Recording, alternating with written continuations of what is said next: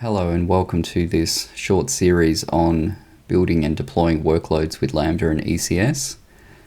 In this series, I'm going to briefly explore building an artifact that can be used to both deploy directly to Lambda or directly to an ECS service. So deploying something for Lambda, some of the pros for using Lambda is obviously it's highly scalable. It's on demand, so we pay per request. It's event driven and there's pretty much zero infrastructure maintenance. Amazon manage all that for us, so very little overheads. It's fantastic. There's a few cons to be considered. Warm-up time. So if your Lambdas have been suspended, there's some minimal warm-up time these days to consider if that's going to be problematic for you. If you've got something that's long running, there is an upper limit of 900 seconds or 15 minutes for execution time, so just be aware that you probably don't want to have any long-running request or something that's polling running within Lambda. You're likely to run into some challenges there. There's limited compute options compared to managing compute yourself, but still pretty decent, all things considered. There's limited language support. It's probably one of the larger caveats for Lambda.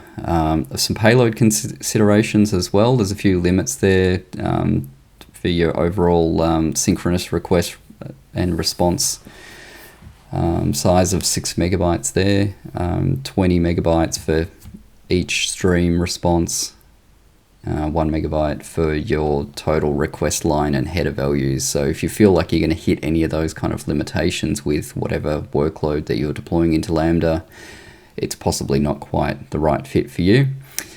If you can find it rather expensive as well when we're talking about high loads or lengthy request times, in anything where Lambda is constantly running or it's got many instances servicing requests. If you've got that high load for an extended period of time, you're going to find that the costs quickly rise with Lambda.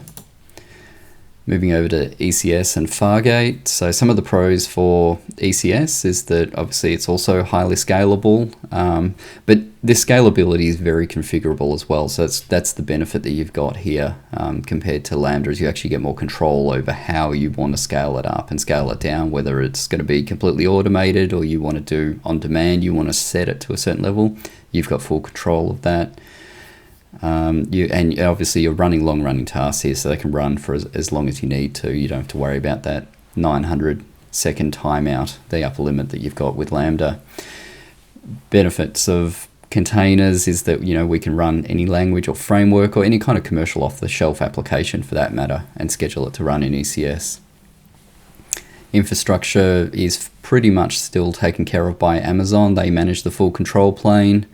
There's low maintenance of things. You can kind of decide how you want to maintain things. If you're wanting to actually manage the underlying compute, you can deploy your own EC2 instances to back your tasks. In this particular example, we're just going to let Amazon manage all of that, and we're going to target with Fargate, which is going to give us low maintenance. As far as compute options go, we even get the option to utilize Spot. So Spot instances are going to give us substantial cost saving if we can tolerate having those instances where compute may not be available. So if we get those interruptions from time to time, we gain the benefit of not having to pay full on-demand prices though. We get more control and flexibility over our deployment and the way that it runs, and you're even able to constrain or specify the compute all the way down to the individual task levels in your definition. So if you've got a couple of services that run together or any sidecar containers, you can actually specify the amount of compute that needs to be reserved for each one of those. So it's quite powerful. It does a lot more than what Lambda does out of the box. There are a couple of cons as well. Given that ECS is an Amazon-specific service, there is that little bit of vendor lock-in there. Anyone who's got any half-decent continuity planning or a back-out procedure of how you may take this workload to another cloud vendor or even run it on-prem, you're going to find that there's not a lot of effort there. It's quite minimal and easy to achieve. Scaling activities, a little bit slower than Lambda. Lambda's quite aggressive in the way that it scales up, so you can certainly configure ECS to be more aggressive. Getting it to match what Amazon give you out of the box from Lambda, though, is always a bit of a challenge. Expense kind of comes into this again as well.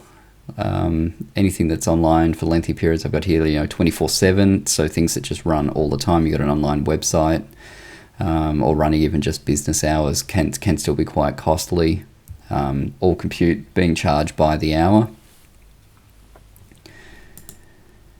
So Lambda versus ECS. So why would you want to move from Lambda to ECS?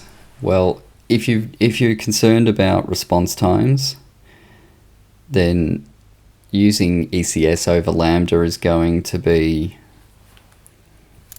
a far better option, because it's going to give you immediate responses as requests come in. You're not going to hit that warm-up period for Lambda.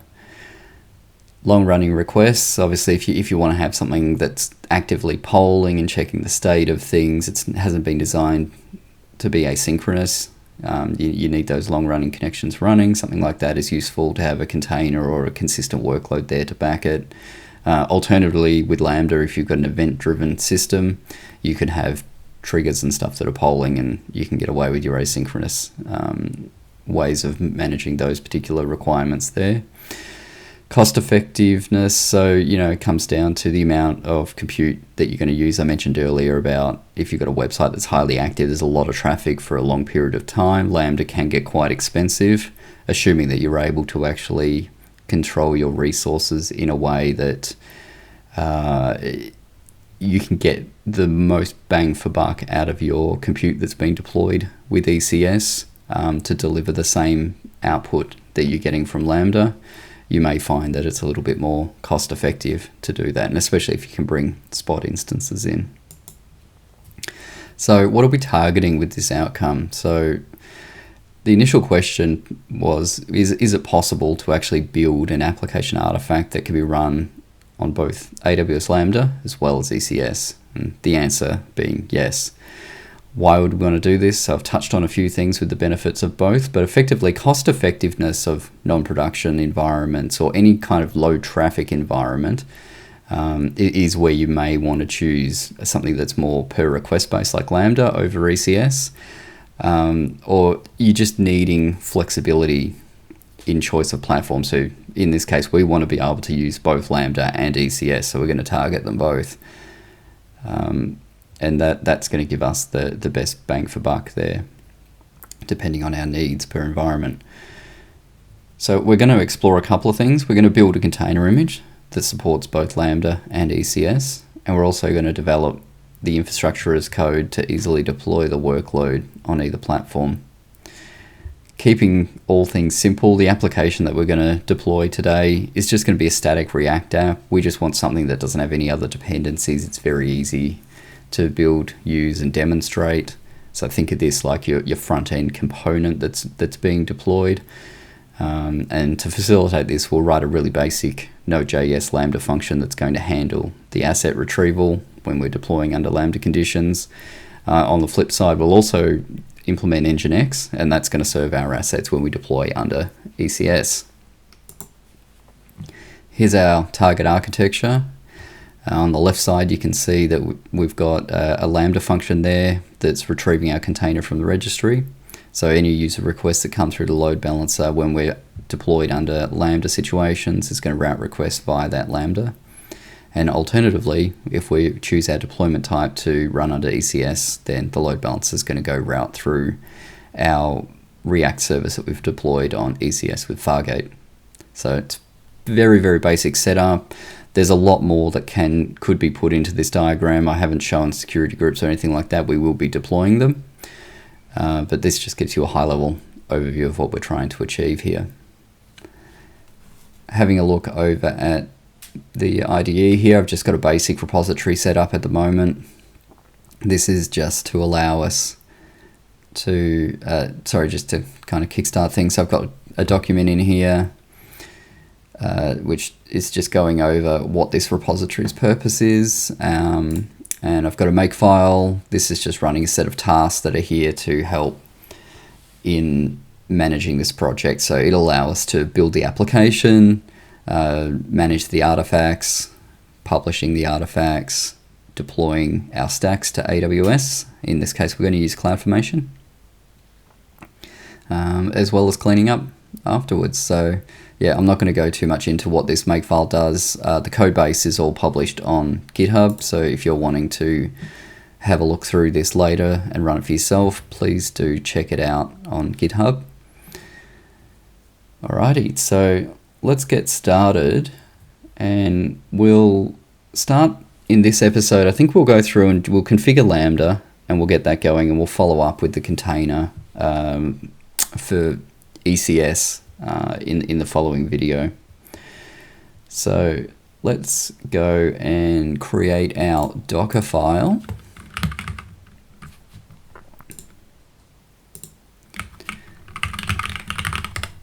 We'll use this to build our Lambda image. So AWS have some docs here which will take us through creating a Lambda function using a container image. I recommend having a bit of read of this, find out what a few of the differences are between building a zip file and publishing a Lambda that way versus container image. But for the moment, I'm just going to take you through exactly what we need to do. So on Amazon's registry, I'm going to grab node 20, given that's a LTS of node. I'll take that here. So from that image, we will build our new container. So Amazon's got some details in here about how we'd go about doing this. So creating our Docker file, we need to make sure that we include all of our code in the var task folder as an example. So we've got our base image, we've done that. We need to copy in our function that we're going to create into the root. So let's go and do that. So copy. We're going to create a source folder, so we'll put our function within that. We'll call it, what do we call it? Lambda function.js, and we'll copy that into, Amazon's given us a nice environment variable there. Lambda task root. Cool. And that'll bring our code across. And then we've got the handler that we're going to use. And I think we'll do this outside of Docker. So we're not going to go and actually add that as part of this image. So I'll leave that be for the moment. So let's go ahead and we'll create our source folder and new file. So lambda function.js. Now we're going to get into creating our Lambda function that's going to return our static content for us. So we need a couple of libraries. We'll just be using the core node libraries here, nothing special. So we'll need the file system library.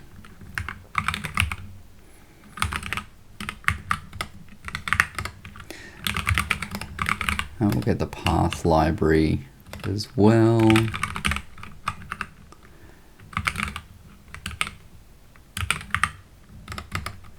Cool. Now, obviously, we're creating a Lambda, so here we need to make sure that we've got a handler function available. So let's create our handler, which is going to be an async, taking an event from Lambda itself.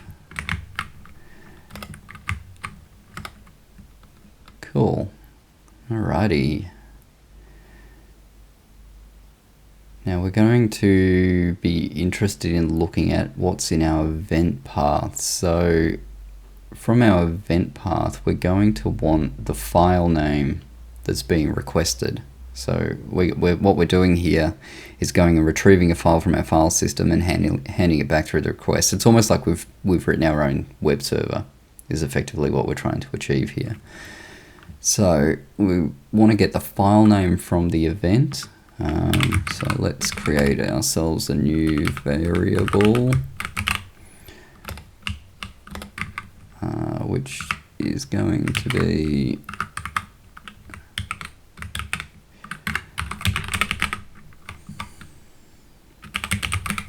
event.path.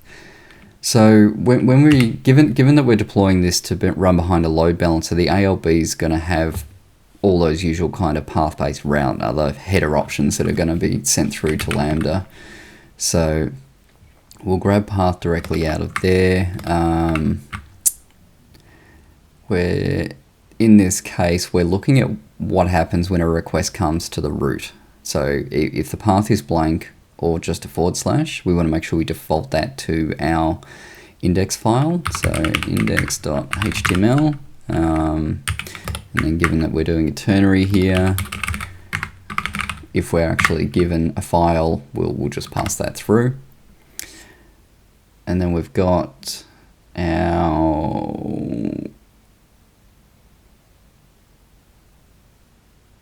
path that we're needing to retrieve the files from. So that might be useful. Let's create a file path equals path. We'll join a list together. So I'm going to store all my static files in a folder called static within the Docker image. Obviously we need to give that file name. So we'll join that together. That'll give us our full path to the file that we're trying to retrieve. And now we want to do our work. So it's always a good idea to have a try catch when writing things like this. We want to make sure that we can handle gracefully if we come across any failures in our application. So let's add a response for Lambda. So if we happen to cause any errors, we need to give them a status code. And we're going to, and then we can just directly give this. So we'll get an error object. Obviously we've got that defined there as part of our try catch. So we'll return the code.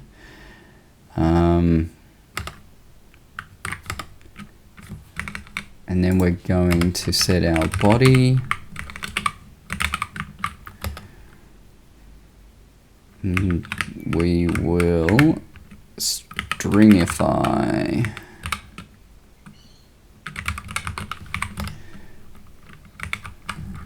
our response message, which will be also the error message. We'll just return that as our response at the moment.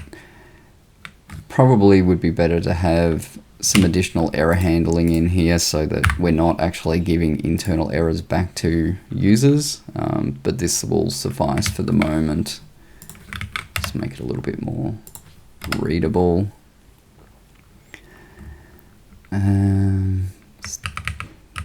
Status codes. Now what are we doing? We're going to be fetching files from the file system. So the kind of errors we're going to have will be due to missing files, and then anything else is potentially just going to be a failure of this Lambda code itself. So in that case, should we get a code of, so these will be kernel responses from the Linux kernel, so no end should be, so if nothing's found on the file system, we'll do another ternary. So we'll do a 404 response code for any file that's not found, and then 500 for any internal server errors that we get as a result of our code up here. Okay, now we will need to retrieve our file, so let's go and grab that. So we'll be able to use our file system read file, and we'll get our file path, which is going to be our full path to the file that we need to get. And then we need to construct a response for Lambda before finally returning that response object. Cool. Okay, so in our response, we've got our file. Hopefully everything's working without an error. So let's set a status code 200, because we've managed to do everything correct in an ideal world. We may want some headers, so I might just leave them blank for the moment.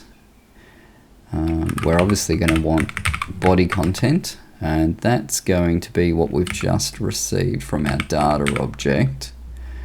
Now, it's important to remember this is Lambda returning a file directly, or a Lambda function returning a file to the Lambda service, which has been called by a load balancer. So we need to be able to return stuff in JSON. So in this case, we're going to base64 our response, and then that way it'll be safe to pass that back as a JSON response. Oh, and we also need to remember to inform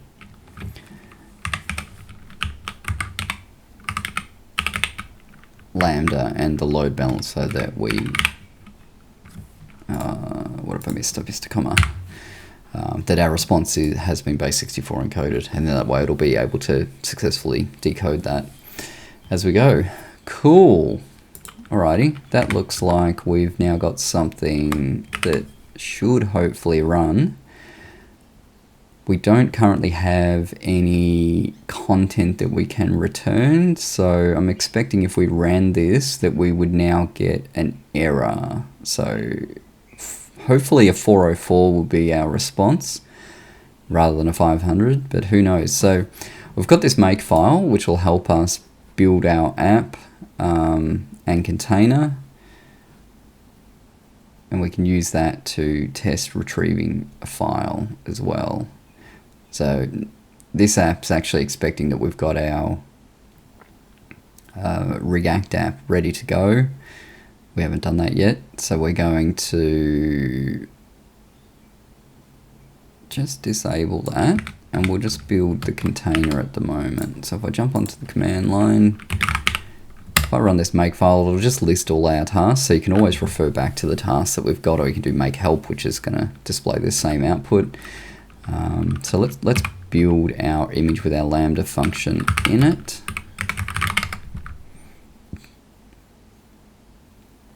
Cool, that's done. Something to take into account here, this make file is always going to build an artifact based on the last git shard that was built. So that way the idea is that you'd make a change and do that commit, and then you'd build a clean artifact and release that. So just something to be aware of in case you're getting unexpected results while using this particular script. So in our task list, we've also got the ability to run locally. So let's do that. And this is a cool feature that Amazon have enabled for us, which you can see over to the left here. So we build our image, then we can actually run that image locally. So you kind of get that local development environment. So we'll run our image up. Cool, that's running now. Let's create a new shell. And in here, we've still got our make file. So now we'll be able to go and run a new, we'll shrink that. We've also got this exec local thing, which is going to go and do a request directly to our Lambda. So if I run that, we get a response. Okay, so in this case, we've actually got a 500. So there is an error there. Path argument must be of type string. So in this case, what are we passing? Let's have a look. Okay, so path is the string. We're looking for index.html.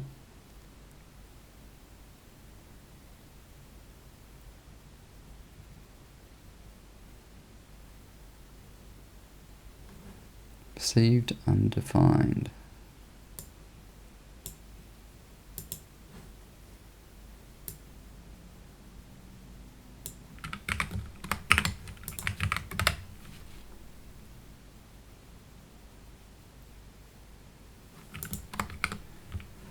Yes.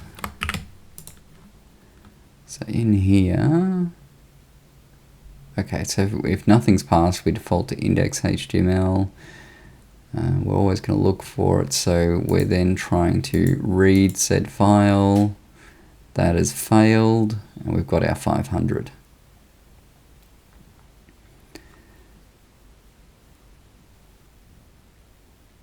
Sure, I think this is supposed to be round brackets because we're invoking a function. I'm also missing a line terminator there, so let's fix that. What else have I done wrong in here? This is also missing a line terminator. Another one here. Whoop. Another one here. I don't think this particularly matters in more recent versions of Node, but it's always good practice to include them. Another missed one here.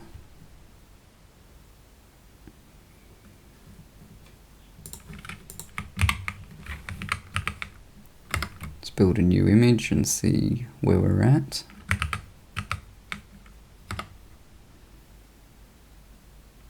Alright, local environment's back up. Hey, there we go, and we got a 200. So we're obviously getting a blank file because we don't have any content in it. Okay, so even though we don't have any content, I think we'll go and commit this now that it's actually working. So what have we got? We don't want to commit our make file because we are going to go create our React app in a moment. So I actually want to build that. So let's reset that so that we're back to where we were. We'll add our Docker file and we'll add our Lambda function. So there's our Lambda. And if we move down, or up, sorry, up, our Docker file's on top. Cool. All right, I think that's worthy of a commit.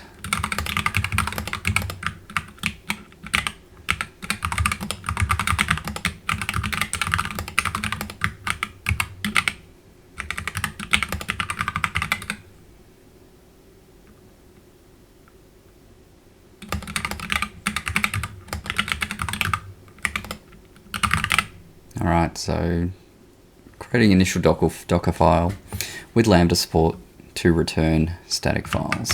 Sounds reasonable. Awesome. Alrighty, so now we've committed that, we're going to go and create our React app. So let's do that. So npx, so obviously there are new versions of React available now which have server-side rendering and other capabilities like that, but we just want a static front-end single-page app, I guess, just to test this out. So we'll just use the older create React app to do this for us. And we'll stick that in our source path and we'll call it static app.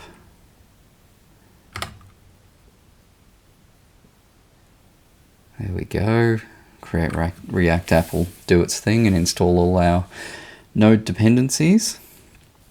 So what we're going to do from here is we'll update our Docker file to install our React app. In fact, while we're waiting for React to do its thing, we might do that now. Okay, so we'll have another copy command. We'll copy source static app / build should be the path, and we'll copy that into our static folder inside the container image itself.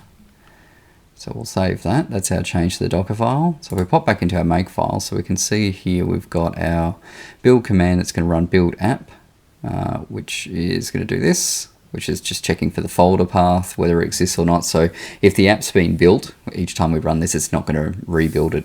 We'd have to go and clear that build directory if we want to rebuild the React app. So that's going to save us a little bit of time as we make changes to the Docker image going forward. But this is nice if you've got a clean repository. The build command's going to build and package that React app to start with, and then do the Docker image for you as well.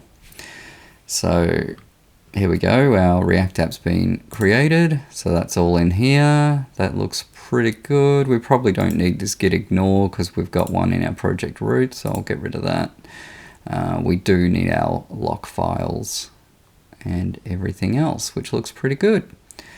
Awesome. So let's run our make build command again. And this time round, it should build our React app for us and then package it into the Docker image. Okay, that was nice and speedy.